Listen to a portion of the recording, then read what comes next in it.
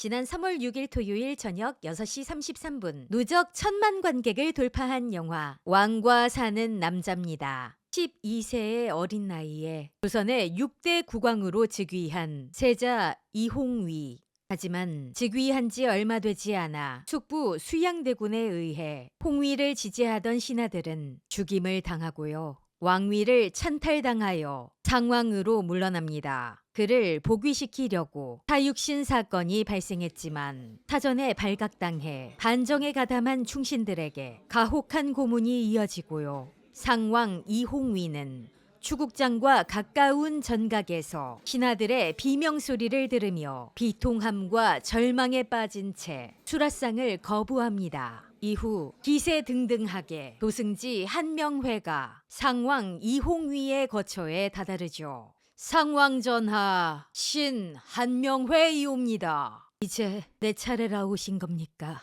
무슨 말씀이시옵니까? 저들처럼 비명을 질러야 할 차례냔 말입니다. 상왕 몰래 역모를 꾸미려 한 대역죄인들이오니 마땅히 비명을 질러야 할 자들이옵니다. 나는 이제 어디로 갑니까?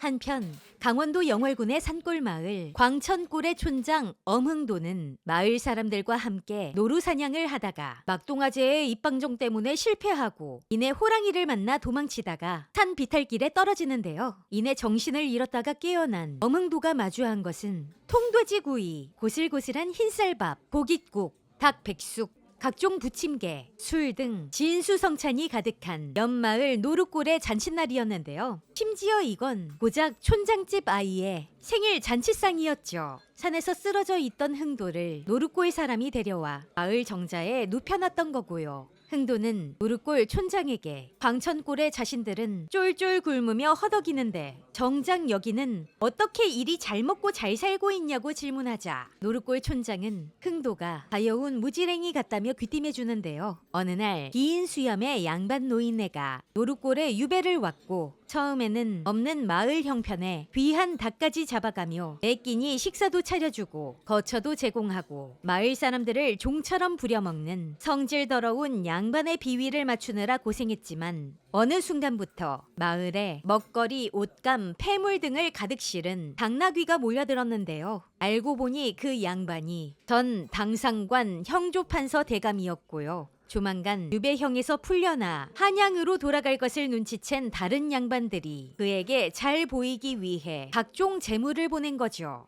한양의 양반들이 촉이 좋잖아. 형조판서 이 양반이 곧 조정으로 복직될 거란 걸 직감한 거지. 동시에 이 형조판서도 심심했는지 유배 기간 동안 마을 아이들에게 학문을 가르친 뒤 유배에서 풀려나자 마을에서 똘똘한 아이 몇 명을 데리고 한양으로 상경했고요. 나중에 그중 한 아이가 과거 시험에 장원급제해 금이 환영하여 마을이 운수대통했다는 이야기를 해주죠. 한마디로 마을에 금맥이 터진 거지. 금맥? 그래. 그 금맥이 우리 광천골에서도 터질 수가 있다는 거지. 오.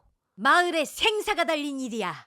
흥도는 이 사실을 광천골 마을 사람들에게 그대로 전하며 얼마 전 한양에 난리가 나서 유배 올 양반들이 넘쳐날 테니 그중 한 명을 광천골로 유배 오게 해 마을을 부흥시키자고 결심하죠. 처음에는 심드렁하고 불안했던 마을 사람들은 그래도 굶주림에서 벗어날 수 있다는 흥도의 말에 희망을 품고요. 이내 흥도는 영월 관하로 가 노루골 촌장과 투닥거린 끝에 광천골 안쪽에 위치한 청령포라고 들어보셨습니까? 겨울에는 강가에 냉기가 샥, 절벽에선 한기가 싹 내려오고 최적의 유배지라는 말씀. 아우, 충분히 들었어. 가! 못 들었냐? 이놈을 당장 끌어내라. 청령포에 대해서 한 번만 더 기회를 주십시오. 왜 이리 소란이냐? 너는 왜 네 마을이 그리 유배지가 되길 원하는가? 오소리도 길을 잃고 너구리도 환장에 졸도하는 오지의 섬, 육지 안의 섬, 청령포. 예, 여름에는 아주 끈적끈적해갖고 습기가 엄청나고 겨울에는 강가에 냉기가 샥 올라오고 절벽에선 한기가 쫙 내려오고 사람이 죄를 뉘우치기엔 이만한 곳이 없다고 생각합니다. 이렇게 흥도는 때마침 관하에 있던 한명회에게 각종 아부를 떨면서 청령포라는 천혜의 유배지를 소개하죠. 이후 청령포를 둘러본 한명회는 이곳을 유배지로 지정한다. 아이고, 아이고 감사합니다. 감사합니다, 나으리. 감당할 수 있겠느냐? 누가 오든 말이다. 이후 한양에서는 사육신의 거열형이 집행되어 그 머리가 저작거리에 내걸리고요. 이홍위는 자신의 장인 송현수의 모반에 연루되어 노산군으로 강봉되어 영월에 유배됩니다. 한편 촌장 엄흥도는 마을 사람들과 투닥거리며 과거 무당이 살던 청룡포의 집을 청소하며 앞으로 잘 먹고 잘 살게 될 날을 기대하는데요. 한양에서 엄청난 대감이 오신다고 그러니까 한치의 오차가 있으면 안 돼요. 한편 이홍위의 유배길은 폭우가 쏟아지는 험한 날씨 상황임에도 아랑곳하지 않고 진행되고요. 마침내 이홍위가 청룡포에 당도했는데요. 웃어. 강을 건널 것이 뗏목뿐이더냐? 아, 예, 맞습니다. 섬에 들어갈 방법이 뗏목밖에 없다는 사실에 영월 군수와 나졸들은 수심이 얕은 지점으로 들어가 물속을 걸어서 강을 건너는 한편 이홍위를 태운 가마와 궁녀 매화, 촌장 엄흥도는 뗏목을 타고 강을 건너기 시작하고요. 엄흥도와 마을 사람들은 상상했던 늙은 양반이 아닌 수염이 없네. 나이 어린 소년 유배자의 위화감을 느끼고요. 한편 한양에서 한명회는 자신이 이끄는 불순한 무리의 대소신료에게 그 어린 것이 아비도 신하도 궁궐도 없는 그곳에서 견디기 쉽지 않을 것입니다. 허나 잊지 마시오. 노산의 숙부이자 전하의 아우인 금성대군이 노산 지척에 있다는 것을. 이렇게 한명회는 영월과 가까운 경북 영주시 순흥면에 유배된 이홍위의 또 다른 숙부이자 수양대군의 동복 동생인 금성대군을 경계하는 모습을 보이고요. 이내 장면이 전환되면서 금성대군은 자신을 따르는 세력들을 모아 이홍위의 복위를 도모하죠. 저희들은 대군마마와 함께할 것이옵니다. 목숨을 바쳐 따르겠나이다. 고맙소. 한편 청룡포에 유배된 이홍위는 식사를 거부하는데요. 너는 누구냐? 예, 보수주인 엄흥도입니다. 예, 저 기력을 차리시려면 아침부터 든든히 드셔야 됩니다. 저 씻기 전에. 물러가라. 예? 물러가라 하였다. 아니 뵙지도 않고 첫날부터 물러가라 하시지 않소. 네 이놈! 내 말이 들리지 않느냐? 얼른 가. 아이고 꼬레 양반이라고 어린 놈이 싸가지 없이 그냥 어디 어른한테 으이씨. 아휴. 이렇게 흥도는 이홍위의 태도에 투덜거리면서 남겨진 식사를 본인이 반쯤 먹어치운 뒤 마을에 돌아오는데요. 때마침 노루골 촌장이 각종 선물들을 들이밀며 자신들의 화를 대신 가져가줘서 고맙다는 등 알아들을 수 없는 이야기를 하고 기뻐하며 돌아가 버리고요. 이내 흥도의 아들 태산이 돌아와 시장통에서 들은 정보를 바탕으로 청룡포에 유배된 사람의 정체를 알려주죠. 귀양 온 양반이 누군지 아십니까? 노산군 이홍위예요. 얼마 전까지 이 나라의 왕이었던 사람이요. 이후 엄흥도와 이홍위는 모종의 호랑이 사건을 함께 겪고요. 이후 밥상을 갖고 온 흥도는 지난 밤의 해프닝을 두고 매화와 티격태격하는데요. 심경에 변화가 생긴 홍위는 흥도를 방 안으로 들이죠. 이홍위는 그동안 입에 대지 않았던 식사를 하며 흥도와 잠시 대화를 나누고요. 홍위는 흥도에게 자신의 밥상을 차려준 이들에 대해 묻는데요. 이에 흥도는 반찬을 마련한 마을 사람들을 차례대로 소개하되 다슬기를 잡은 자신이 이 모든 과정을 진두지휘하며 자기가 제일 고생했다고 생색을 내죠. 밥 한 공기를 뚝딱 비우셨어.